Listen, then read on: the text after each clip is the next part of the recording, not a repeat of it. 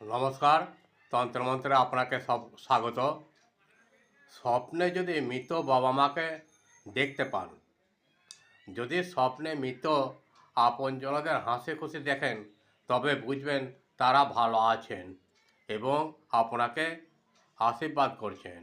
কিন্তু যদি তাদের কাঁদতে দেখেন বা ক্ষুধার্ত দেখেন, তবে বুঝবেন তাদের আত্মা শান্তি পায়নি। দ্রুত তাদের নামে পিণ্ডদান বা ব্রাহ্মণ ভোজন করা দরকার। আমার এই প্রয়াসটি ভালো লাগলে আমাকে একটা শেয়ার, লাইক ও সাবস্ক্রাইব করতে ভুলবেন না।